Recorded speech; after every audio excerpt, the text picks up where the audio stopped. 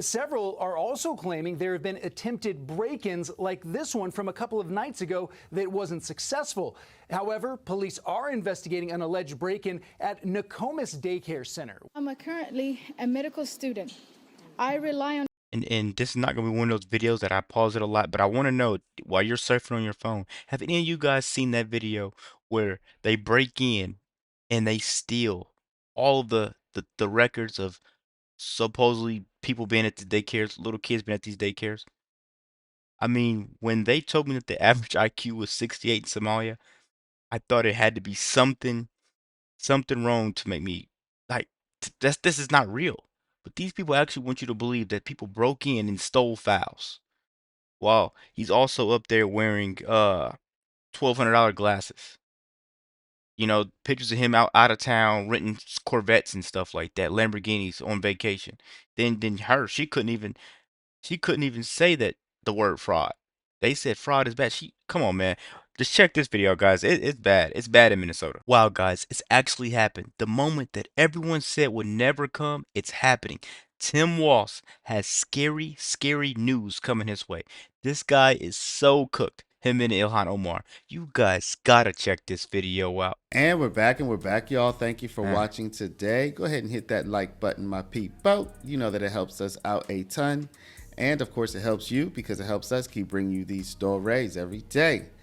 Now, y'all, in the ongoing fallout from the Minnesota fraud scandal, you know, we've been talking about this for months and months, but now it seems like this story just continues to blow up.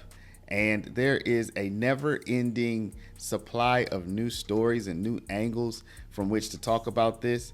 Now the federal government has cut over $185 million of funding to Minnesota.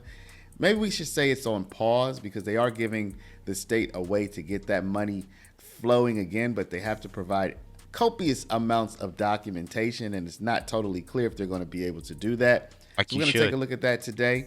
And also we're going to take a look at the fact that Congress wants your boy, the almost vice president of the United States, Tim Walz. They want him and Minnesota's Attorney General Ellison to come and testify before them to give some accounting for what's going on with the Munagi. Like, why is it all disappearing in a hail of childcare centers and fake autism centers and feeding our future scams?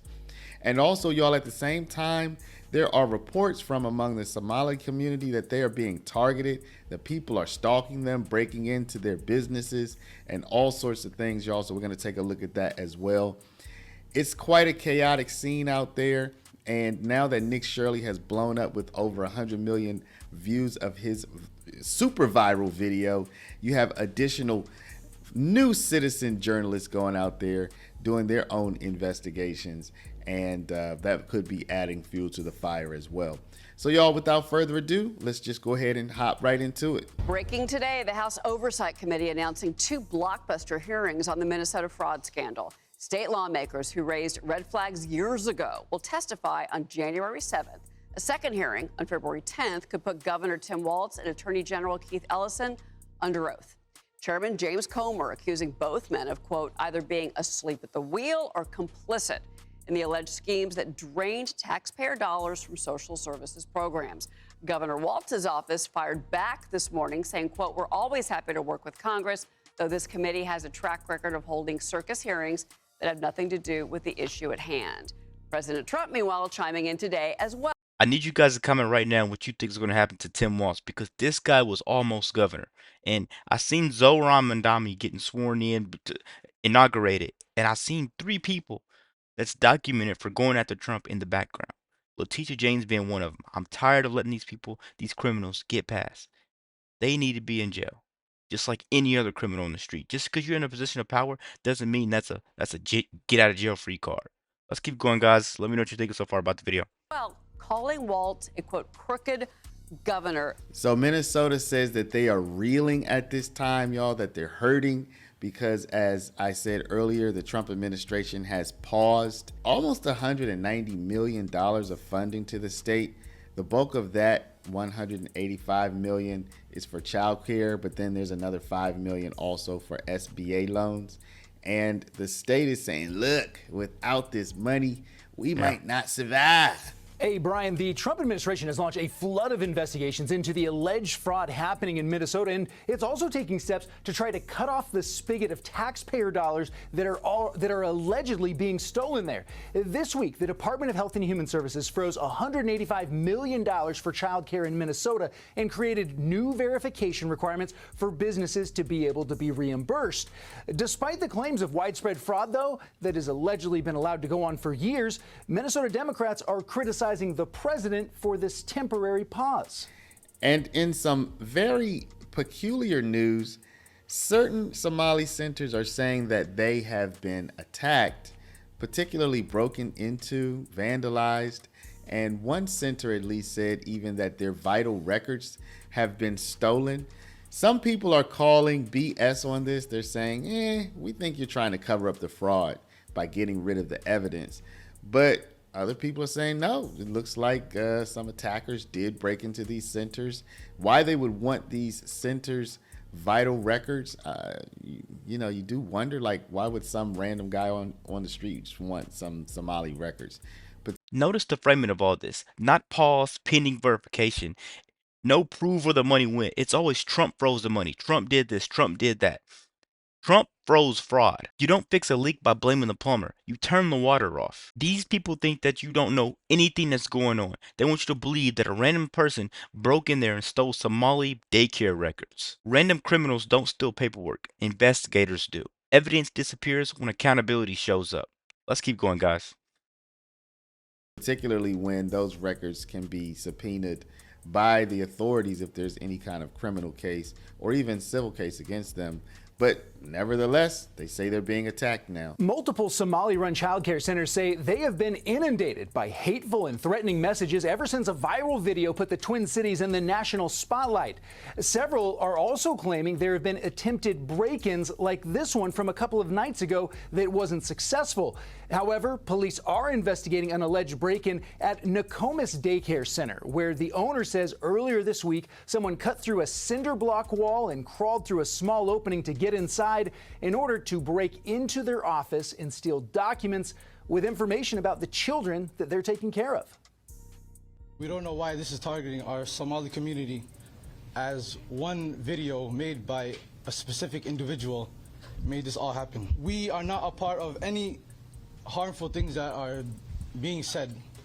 We have no problem with CCAP, and our licensing has been good. So on X, a lot of people are talking about these alleged attacks. They're very skeptical. They think that certain people may be trying to go from being the villain to the victim as a purposeful move in order to get public sympathy on their sides. But at this point, it's inconclusive. Yeah, while this particular daycare wasn't featured in Nick Shirley's viral video, it is one of the dozens flagged to state investigators earlier this year for continually receiving more than $1 million in federal funding, despite having multiple repeated violations on record. And in the meantime, y'all, Minnesota is fighting to see what they can do to get the money turned back on. They say that without that money, they're going to have serious problems in the state. Concerns from lawmakers, parents, and providers that childcare for low-income families will evaporate by the end of January. Yeah, this after the Trump administration announced it's freezing federal childcare funding to Minnesota. Renee Cooper live at the Capitol with how the state could try and restore that money. Renee? Well, U.S. Health and Human Services, or HHS, tells me right now Minnesota is funded through January. And today, in an interview, I asked the U.S. Assistant Secretary of the Administration for Children and Families what records they need from the state to turn that funding back on, and how soon. What exactly are you asking the state to provide, and how does that differ from existing federal oversight? What we're asking for from the state is attendance records, licensing and inspection records, as well as any state assessments of fraud or concerns of those specific facilities. Assistant Secretary Alex Adams says all states now have to send records before receiving child care dollars. In Minnesota, they're also asking for state assessments related to select centers over questions of fraud. But the federal government seems to be skeptical that the Minnesota authorities will get them clean data by the deadline, which is just a week from now. That seems doubtful. So not only do they have to turn over the records, but the records have to then show that the fraud is at a minimum. And that seems like it's going to be a bit of a tall order. So Minnesota is under the gun. I'm currently a medical student. I rely on childcare. I work. If childcare is cut, I'm unable to work or go to school. Parents, providers, and lawmakers say 30,000 families rely on that money, and without it, the system collapses. And all these people, we're going to end the video here. All the people that want to protect kids, I think you need to start by stopping the people that steal in their name. And after seeing this whole entire video, I need you guys to be honest with me. Would you rather protect felons or the taxpayers? Because you can't do both.